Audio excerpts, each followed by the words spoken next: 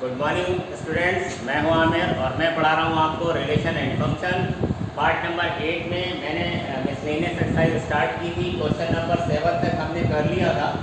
आज हम शुरू करने जा रहे हैं क्वेश्चन नंबर 8। और क्वेश्चन नंबर 8 कुछ इस तरह से है कि हमको एक फंक्शन दिया गया है f, और इस फंक्शन में हमें ऑर्डर पेयर की फॉर्म में दिया है, रोस्टर फॉर्म में लिखा हुआ है 1 1। इसके एलिमेंट जो है वो 1 1 2 3 0 -1 एंड -1 -3 है। इसका क्या मतलब है कि इस फंक्शन में 1 की इमेज जो है वो क्या है 1 है, या ये कहें कि 1 की आउटपुट 1 है, या ऐसे समझ लीजिए कि जब इस फंक्शन में 1 इनपुट करेंगे तो आउटपुट क्या मिलेगा 1 मिलेगा।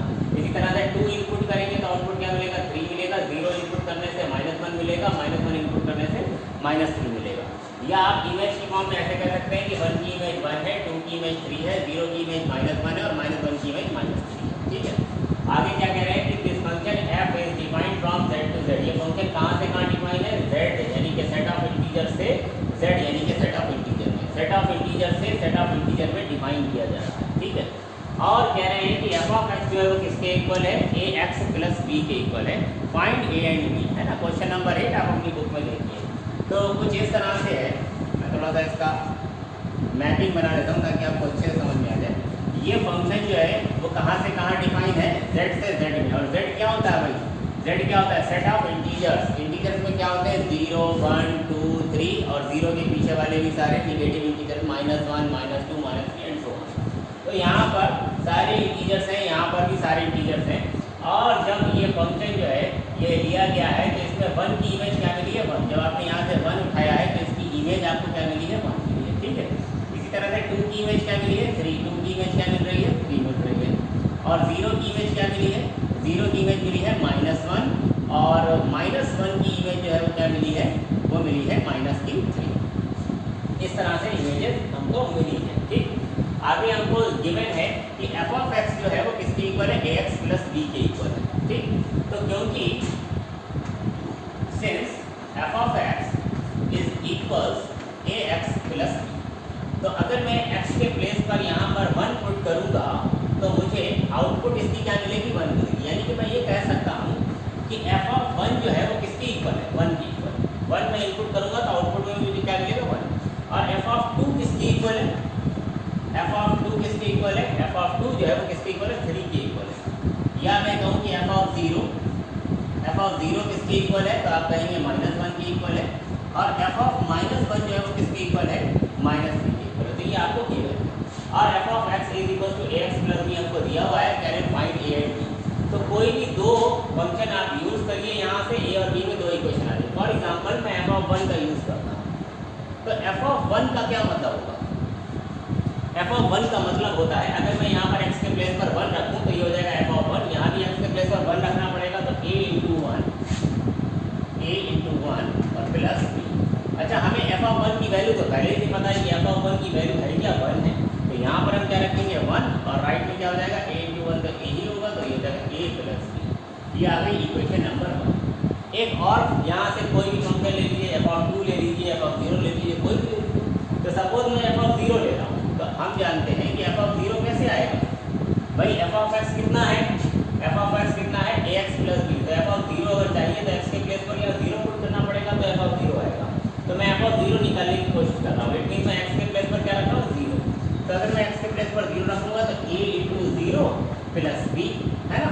तो f ऑफ 0 की वैल्यू है कितनी, अच्छा f ऑफ 0 की वैल्यू कितनी है -1, हमें पहले से पता है। तो f ऑफ 0 के प्लेस पर मैं क्या रखूँगा -1, a इंटू 0 हो गया, बचा क्या b। तो b की वैल्यू डायरेक्ट आ गई, b की वैल्यू कितनी आ गई -1। अब b की वैल्यू -1 है, b की वैल्यू इक्वेशन नंबर 1 में पुट कर दो। पुट इन इक्वेशन 1, इक्वेशन 1 में हम b की वैल्यू पुट करेंगे तो एक ही आ जाएगी भाई, b की वैल्यू कितनी है -1, यहाँ रख लो। तो 1 इज इक्वल टू a, और b के प्लेस पर -1। इस -1 को अगर मैं लेफ्ट में लाऊँ तो ये प्लस हो जाएगा, तो 1 + 1 कितना हो जाएगा 2, तो a की वैल्यू आ गई। तो बहुत ही सिंपल क्वेश्चन था, ज़रूरी नहीं कि हम यहाँ पर f ऑफ 0 का यूज़ करें, हम f ऑफ 2 भी यूज़ कर सकते थे। x के प्लेस पर 2 पुट करते तो ये हो जाता है f ऑफ 2, यहाँ पर क्या आ जाता है 2 इंटू a प्लस b, यानी कि 2a प्लस b। और f ऑफ 2 की वैल्यू कितनी है, वो है 3, तो यहाँ पर आता है 2a plus b equal to 3। तब दो इक्वेशन बनती, उन दोनों इक्वेशन को सॉल्व करते a और b आ जाता। तो उम्मीद है कि ये क्वेश्चन आपकी समझ में आया होगा। आइए करते हैं नेक्स्ट क्वेश्चन। आगे आए, let relation R from N to N, relation कोई आर है जो डिफाइन किया जा रहा है कहाँ से, एन से एन तक, एन मतलब set of natural number, relation R defined from N to N, defined by R equal, इसकी डेफिनेशन हमको दे रखी है। क्या है relation R? Relation R is set of all the ordered pairs a, b type where a and b are natural number and a is equal to b square. मतलब यहाँ पर वो ऑर्डर्ड पेयर a और b, ordered pair के element ऐसे लिए जाएंगे, a और b ऐसे लिया जाएगा कि a जो है यानी कि फर्स्ट एलिमेंट जो है वो किसके इक्वल होना चाहिए, सेकंड एलिमेंट के स्क्वायर के इक्वल होना चाहिए। a किसके इक्वल होना चाहिए, b स्क्वायर के। तो जब a और b स्क्वायर इक्वल होंगे तो a और b यहाँ पर ले लिया जाएगा, ठीक है। और हमसे ये तीन यहाँ पर पॉइंट हमको दिए गए हैं और कह रहे हैं कि इनमें से कौन जो है वो ट्रू है, which of the following is true, इसमें से कौन सा ट्रू है। तो फर्स्ट वाले को अगर मैं देखूँ तो a belongs to r for all a belongs to n। क्या कह रहा है कि a जो है वो a जो है वो बिलोंग करेगा r में। तो अब आप डेफिनेशन को देखिए, भाई डेफिनेशन में रिलेशन r जो है वो किस तरह से डिफाइन है, साफ साफ कहा जा रहा है कि यहाँ पर a, b लिया जाएगा, a, b लिया जाएगा तब जब a और b दोनों ही कैसे हो, नेचुरल नंबर हो और a किसके इक्वल हो, b स्क्वायर के इक्वल हो।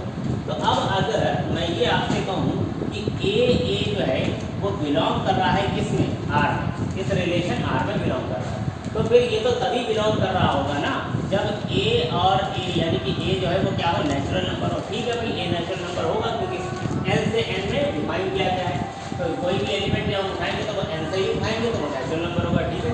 लेकिन जो सेकंड कंडीशन है वो क्या है कि a जो है यानी फर्स्ट एलिमेंट जो है वो सेकंड एलिमेंट के स्क्वायर के इक्वल होना चाहिए। तो a जो है वो a स्क्वायर के इक्वल होना चाहिए हर वैल्यू के लिए, for all a belongs to n। तो क्या a स्क्वायर के इक्वल हर वैल्यू के लिए होता है, हर a के लिए होता है जो n में बिलोंग करता है? ऐसा सिर्फ 1 के लिए होता है। मान लीजिए 1 अगर मैं ले लूँ, a की वैल्यू 1 ले लूँ तो 1 जो है वो 1 स्क्वायर के इक्वल होता है, लेकिन ऐसा तो सिर्फ एक नेचुरल नंबर के लिए होगा। क्या ऐसा हर नेचुरल नंबर के लिए होगा? अगर मैंने दूसरा नेचुरल नंबर सपोज 2 ले लिया तो क्या 2 स्क्वायर के इक्वल आएगा, क्या 3 स्क्वायर के इक्वल आएगा, क्या 4 स्क्वायर के इक्वल आएगा? तो हम जानते हैं ऐसा सिर्फ एक नेचुरल नंबर के लिए हो सकता है एंड दैट इज 1। इसके अलावा किसी भी नेचुरल नंबर के लिए ऐसा नहीं हो सकता कि वो नंबर अपने स्क्वायर के इक्वल हो। भाई a बिलोंग करने का, r में बिलोंग करने का मतलब क्या है कि फर्स्ट एलिमेंट जो है वो सेकंड एलिमेंट के स्क्वायर के इक्वल, यानी a जो है वो a स्क्वायर के इक्वल होना चाहिए। तो ऐसा सिर्फ तब हो सकता है जब a की वैल्यू 1 हो, उसके आगे कभी भी ऐसा नहीं होगा। और यहाँ ये क्या कह रहे हैं, ध्यान दीजिए फर्स्ट पॉइंट में a belongs to r for all a belongs to n, यानी कि जितने भी नंबर नेचुरल नंबर से हम उठाएंगे वो सारे के सारे उनके लिए ये कंडीशन a जो है वो r में होना चाहिए। और a r में होने का मतलब क्या है कि वो एलिमेंट अपने खुद का स्क्वायर के इक्वल होना चाहिए। तो ये पॉसिबल नहीं है, मीन्स इट इज फॉल्स, है ना। हम ये लिखेंगे since a is not equal to a square for all a belongs to n। भाई ऐसा तो नहीं होता सारे नेचुरल नंबर के लिए, तो ये हो नहीं सकता कि वो नंबर अपने स्क्वायर के इक्वल हो, और सबके लिए नहीं हो सकता। इट मीन्स ये क्या हो गया, फॉल्स हो गया, ये हमारा आंसर है। ठीक है भाई, बात समझ में आ रही है। अगले रिलेशन को देखते हैं हम, सेकंड वाले को। सेकंड में क्या करना है, सॉरी सेकंड पॉइंट को देखते हैं, रिलेशन तो वही है। सेकंड पॉइंट को देखिए ये ट्रू है कि फॉल्स है। कह रहे हैं कि a b belongs to R, तो ए बी जो है वो कहाँ बिलोंग कर रहा है, आर में बिलोंग कर रहा है। इम्प्लाइड, इसका मतलब ये हुआ यानी कि ये बताता ही है कि बी ए भी आर में बिलोंग करेगा। तो जरा ध्यान दीजिए, चलिए मान इन्होंने हमको गिवन है कि ए बी जो है वो आर में बिलोंग कर रहा है, तो क्योंकि ये तो गिवन है कि ए बी जो है वो कहाँ बिलोंग कर रहा है, आर में बिलोंग कर रहा है। हम जानते हैं कि अगर ए बी आर में बिलोंग करेगा तो फिर इसका मतलब ये है कि ए जो है वो किसके इक्वल होगा, बी स्क्वायर के इक्वल होगा। इसका मतलब ये हुआ कि ए जो है वो किसके इक्वल है, बी स्क्वायर के इक्वल है। अच्छा, अगर ए बी स्क्वायर के इक्वल है तो बी किसके इक्वल होगा, जरा निकाल के बताइए। तो बी जो है वो अंडर रूट ए के इक्वल होगा, यही तो मतलब हुआ ना। अगर ए बी स्क्वायर के इक्वल है तो बी किसके इक्वल होगा, अंडर रूट ए के इक्वल होगा। और अगर बी अंडर रूट ए के इक्वल होगा तो भाई बी ए आर में कब बिलोंग करेगा, हम तो ये कह रहे हैं it implies b a belong to b a R में तब बिलोंग करेगा जब बी जो है वो ए स्क्वायर के इक्वल हो। तो इसका मतलब ये है कि बी जो है वो किसके इक्वल नहीं है, ए स्क्वायर। भाई बी तो किसके इक्वल आ रहा है, अंडर रूट ए के इक्वल आ रहा है, तो बी ए स्क्वायर के इक्वल तो नहीं हो सकता। और अगर बी ए स्क्वायर के इक्वल है नहीं, अगर ये फर्स्ट एलिमेंट सेकंड एलिमेंट के स्क्वायर के इक्वल है नहीं, तो फिर ये ऑर्डर पेयर आर में बिलोंग नहीं कर सकता। तो अगर बी जो है वो ए स्क्वायर के इक्वल नहीं है तो इसका क्या मतलब हुआ? इसका मतलब ये हुआ कि बी ए जो है वो इस रिलेशन आर में बिलोंग नहीं कर सकता। क्या मेरी बात समझे भाई? ये बी ए जो है ये आर में कब बिलोंग करेगा? आर की डेफिनेशन क्या कह रही है कि ऑर्डर्ड पेयर का फर्स्ट एलिमेंट सेकंड एलिमेंट के स्क्वायर के इक्वल होना चाहिए। तो यानी बी जो है वो किसके इक्वल होना चाहिए? ए स्क्वायर के इक्वल होना चाहिए। लेकिन हमने देखा बी किसके इक्वल है? अंडर रूट ए के इक्वल है। तो भाई अगर बी अंडर रूट ए के इक्वल है तो बी ए स्क्वायर के तो इक्वल नहीं हो सकता, और अगर ऐसा नहीं हो सकता तो फिर बी ए जो है वो इस रिलेशन आर में बिलोंग नहीं करेगा। इसका मतलब ये है कि ये भी कैसा स्टेटमेंट है? फॉल्स है। ठीक है, आइए देखते हैं थर्ड वाला। जो थर्ड रिलेशन है वो भी इसी तरह से, कोई खास बात भी नहीं है उसमें, बहुत ही ईजी। आप खुद ही, अब मेरे ख्याल से 2 पॉइंट करने के बाद तीसरा पॉइंट आपको खुद ही समझ में आ जाएगा। यहाँ पर देखिए 2 चीज़ें हमको बता दी गई कि ए बी जो है वो आर में बिलोंग कर रहा है और बी सी भी आर में बिलोंग कर रहा है। अब a b belongs to R क्या होगा? A b since a b belongs to R, क्योंकि ए बी जो है वो किस में बिलोंग करता है? आर में बिलोंग करता है। तो इसका क्या मतलब हुआ कि ए जो है वो किसके इक्वल होगा? बी स्क्वायर के इक्वल होगा। ए जो है वो किसके इक्वल होगा? बी स्क्वायर के इक्वल होगा। और हमको ये भी दिया हुआ है and b c belongs to are.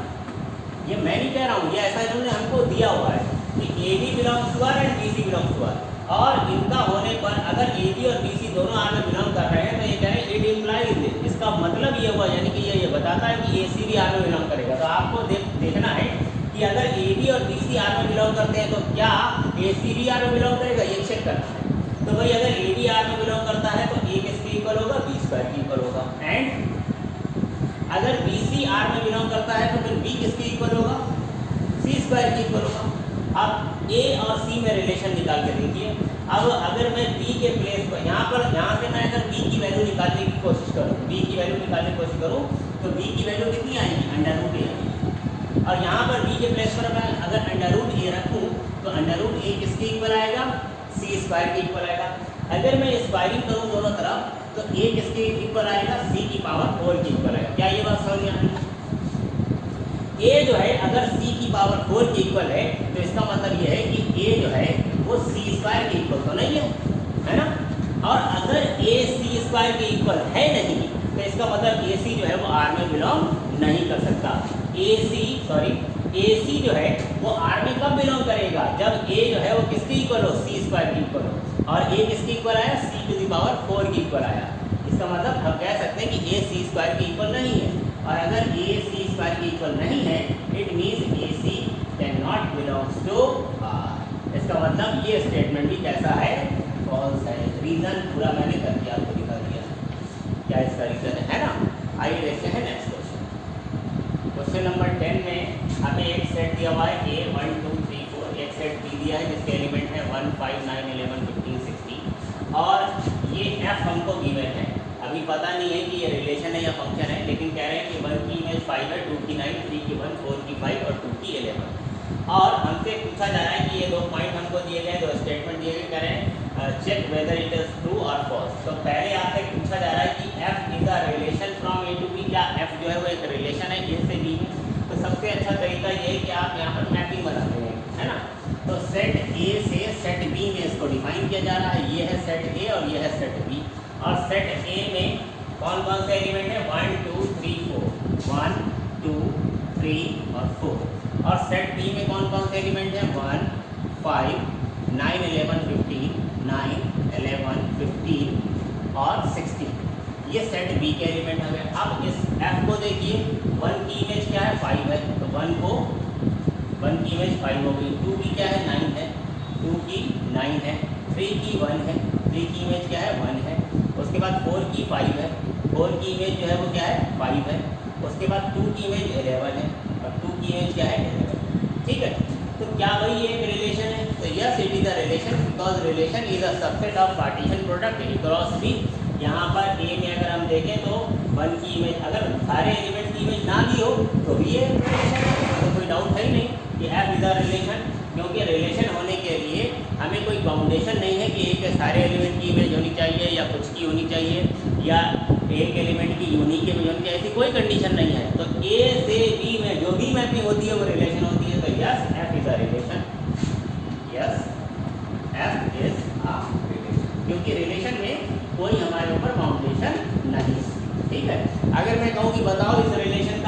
Domain क्या है? यस, अगर मैं कहूँ कि बताओ इस रिलेशन का डोमेन क्या है, तो आप कहोगे 1 2 3 4, क्योंकि इनकी इमेजेस मिल रही है। मैं कहूँ इसका कोडोमेन क्या है, तो कोडोमेन तो पूरा सेट B होता है। और मैं कहूँ इस रिलेशन की रेंज क्या है, तो आप कहेंगे 1 5 9 एंड 11, जिनकी प्री इमेजेस मिल रही है। अब बात करते हैं सेकंड पॉइंट की। f is a function from a to b। क्या f जो है एक फंक्शन है a से b में? तो फंक्शन की डेफिनेशन आप जानते ही हैं अच्छे तरीके से।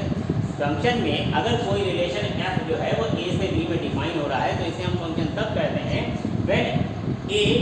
when each element of set A has a unique image। when each element of set A has a unique image। अगर सेट A के हर एक एलिमेंट की यूनिक इमेज मिले तो हम इसे फंक्शन कहेंगे। तो सबसे पहले चेक करिए कि क्या A के हर एक एलिमेंट की इमेज मिल रही है, तो हम कहेंगे यस, 1 की इमेज है, 2 की है, 3 की है, 4 की है। इसका मतलब A के हर एक एलिमेंट की इमेज मिल रही है। अब दूसरा क्वेश्चन, क्या A के हर एक एलिमेंट की इमेज यूनिक है? तो भाई 1 की कितनी इमेजेस है? 1 की सिर्फ एक इमेज है 5। 2 की कितनी इमेजेस है? तो 2 की 2 इमेजेस हो गई है, एक हो गई है 9 और एक हो गई 11। भाई यही मामला खराब हो गया। 2 की इमेज जो है वो यूनिक नहीं मिली, 2 की 2 इमेजेस आ गई, एक है 9 और एक है 11। तो आप कहेंगे since 2 has 2 images 9 and 11, it means f is not a function from A to B। तो इसका मतलब इसका आंसर क्या हो जाएगा? No, f is not a function। ठीक है, क्यों नहीं है फंक्शन? रीजन समझ में आया? Since 2 has 2 images 9 and 11। अगर आप रीजन लिखना चाहें तो लिखते हैं। ठीक है, आइए देखते हैं नेक्स्ट क्वेश्चन। भाई नेक्स्ट क्वेश्चन जो है क्वेश्चन नंबर 11, इसमें कह रहे हैं कि f जो है, जो इसकी डेफिनेशन हमको इधर बताई जा रही है, कह रहे हैं f is a subset of z cross z, यानी z और z का कार्टेशियन प्रोडक्ट है, उसका सबसेट है f। तो हम जानते हैं कोई भी रिलेशन जो होता है, जो सेट A से सेट B में डिफाइन हो रहा है, वो ऑलवेज उसका सबसेट ही होता है। और जो जितने भी फंक्शन होते हैं वो रिलेशन ही होते हैं। फंक्शन देखिए सारे रिलेशन होते हैं, सारे रिलेशन फंक्शन नहीं हो सकते। तो हम ये कह सकते हैं कि भाई ये रिलेशन है, अगर ये रिलेशन है तो z क्रॉस z, यानी कि z और z, क्योंकि ये z से z में डिफाइन किया जा रहा है, तो भाई ये जो f है ये z और z का सबसेट है, यानी z और z के कार्टेशियन प्रोडक्ट का सबसेट ही होगा। अब हमसे आगे कहा गया है कि f की डेफिनेशन देखिए, f को किस तरह से डिफाइन किया गया है कि f a b a plus b। इसका मतलब आप समझते हैं कि अगर आप f को a और b इनपुट करोगे, a b इनपुट करोगे, तो उसकी आउटपुट क्या मिलेगी? a plus b। अब ये a और b है क्या? देखो a और b दोनों कहाँ से लिए जा रहे हैं? z से। z क्या होता है? सेट ऑफ इंटीजर, यानी कि a और b दोनों ही यहाँ से जब उठाए जाएंगे तो वो दोनों क्या होंगे? इंटीजर्स होंगे।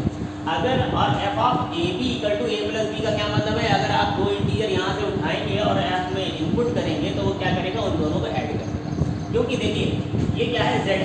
अब z के अंदर क्या होता है? सारे इंटीजर्स होते हैं। तो इसमें से आप कोई भी दो इंटीजर उठाइए, तो मान लीजिए मैं इसमें से 2 और 3 उठाता हूँ, तो अगर मैं f को 2 3 दूँ, 2 और 3 दूँ, तो वो क्या करेगा? 2 प्लस 3 दोनों को ऐड कर देगा, यानी कि आउटपुट में आपको क्या मिलेगा? 5। क्या 5 एक इंटीजर होगा? यस, अगर दो इंटीजर को हम ऐड करते हैं तो वो ऑलवेज क्या आएगा? एक इंटीजर आएगा। अगर मैं एक 0 उठा लूँ और एक -7 उठा लूँ, तो अगर मैं f को 0 और -7 दूँ, तो वो क्या करेगा? 0 और -7 को ऐड करेगा, और जब 0 और -7 को हम ऐड करेंगे तो मुझे क्या मिलेगा? -7 मिलेगा, है ना। मैं कोई भी दो इंटीजर उठाऊँ, मैंने दो इंटीजर लिए, एक लिया -1 और एक लिया +8, है ना। तो अगर मैं इसको दूंगा तो ये क्या करेगा? -1 और +8 को ऐड कर देगा, तो मुझे क्या मिलेगा? 7 मिलेगा। ये एक इंटीजर है, ये एक इंटीजर है, ये एक इंटीजर। जाहिर सी बात है कि जब दो इंटीजर्स को हम ऐड करेंगे तो वो ऑलवेज हमें क्या मिलेगा? एक इंटीजर ही मिलेगा। तो कह रहे हैं कि क्या ये एक फंक्शन है? अब कोई फंक्शन होने का क्या मतलब है? अब फंक्शन की डेफिनेशन क्या है? इसको फंक्शन, अब आप समझिएगा, ये जो फंक्शन है f, ये कहाँ से कहाँ डिफाइन हो रहा है? ये z से z में डिफाइन किया जाता है, ठीक है। और फंक्शन वर्क कैसे करता है? यहाँ से कोई आप दो इंटीजर उठाएंगे और उनको आप ऐड करेंगे तो यहाँ एक इंटीजर मिलेगा। तो पहली चीज़ तो ये है कि यहाँ पर कोई ऐसा एलिमेंट छूटेगा जिसकी इमेज ना मिले, है ना। मैं हर एक कोई भी दो एलिमेंट यहाँ से उठाकर ऐड करूँगा तो कोई ना कोई उसकी आउटपुट मिलेगी। तो यहाँ पर हर एक एलिमेंट की कोई ना कोई इमेज हमको मिल जाएगी। दूसरी बात यह है कि अगर मैं यहाँ दो एलिमेंट्स को जोड़ूंगा तो यहाँ पर जो आउटपुट मिलेगी वो हमेशा एक इंटीजर मिलेगी। क्या कोई इंटीजर ऐसा है जो यहाँ पर मिस हो जाएगा, यानी जिसकी प्री इमेज नहीं मिली? अगर आपको यहाँ पर 0 चाहिए तो आप 0 कैसे बना सकते हैं? 0 कैसे बना सकते हैं? सपोज आपने दो इंटीजर उठाया, एक 0 उठाया और एक 0 उठाया, तो 0 + 0 क्या मिलेगा? 0 + 0 क्या मिलेगा? 0 मिल जाएगा। अगर मैं यहाँ पर चाहता हूँ कि भाई 1 मिले आउटपुट में, तो आप 1 कैसे ला सकते हो? 1 लाने के बहुत सारे तरीके हैं। आप 4 और 1 को ले लीजिए, सॉरी 4 और 3 को ले लीजिए, -3 को, तो 4 और -3 को ऐड करेंगे तो 1 मिल जाएगा, है ना। अगर मैं 1 और 0 को ले लूँ तो भी मुझे क्या मिल जाएगा? 1 मिल जाएगा। इसी तरह से अगर मैं कोई भी इंटीजर यहाँ पर चाहता हूँ तो उसके अकॉर्डिंग इंटीजर मुझे यहाँ से मिल जाएंगे। तो हमेशा यहाँ पर देखिए कोई भी इंटीजर नहीं छूटेगा, यहाँ पर भी कोई इंटीजर नहीं छूटेगा जिसकी आपको इमेज ना मिले, यहाँ पर भी कोई इंटीजर नहीं छूटेगा जिसकी आपको प्री इमेज ना मिले। तो हम कह सकते हैं कि yes f is a function from z to z। F जो है वो एक फंक्शन है। फंक्शन होने के लिए देखिए क्या जरूरी है? 2 बातें जरूरी है, इससे तो हमें मतलब ही नहीं। फंक्शन होने के लिए 2 बातें जरूरी है कि यहाँ हर एक एलिमेंट की आपको इमेज मिले। तो क्या यहाँ के हर एक एलिमेंट की इमेज मुझे इधर मिल जाएगी? यस। दूसरी बात, यहाँ पर जितने भी एलिमेंट मिल रहे हैं उनकी इमेज यूनिक होनी चाहिए। आप समझिए, आप अगर आपने 1 और 4 उठाया है, 1 और 4 का है, तो जब 1 और 4 को ऐड करेंगे तो उसकी इमेज यूनिक कितनी आएगी? 5। या 1 और 4, अगर मैं 1 और 4 इसमें इनपुट करूँ तो उसकी इमेज हमेशा 1 + 4 यानी कि 5 ही आएगी। वो कभी 6 - 7 + 3 कुछ भी नहीं हो सकती, है ना। तो हर एक पेयर की इमेज जो है वो यहाँ पर यूनिक आने वाली। तो हर एक एलिमेंट की इमेज मिलेगी और वो इमेज कैसी होगी? यूनिक होगी। तो हम इस बात को लिखेंगे कैसे? इसको हम लिख देते हैं, ठीक है। Since f of a b is equals to a plus b belongs to z for every a b belongs to z। भाई जब भी हम a और b उठा करके f में इनपुट करेंगे तो a plus b आएगा और a plus b क्या होगा? एक इंटीजर होगा, किसी भी 2 इंटीजर्स के लिए जो हम z से उठाएंगे। therefore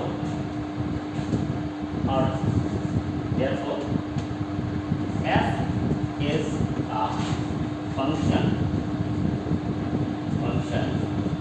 from z to अगर आप चाहें तो एक दो एग्जांपल दे सकते हैं, जैसे कि हम अगर ले लें a = 2 b = 3, तो f of 2 3 हमको क्या मिलेगा? 2 + 3 = 5 which is 0। इस तरह से एक दो एग्जांपल और दे सकते हैं, तो ये हमारा क्या हो जाएगा? ठीक है।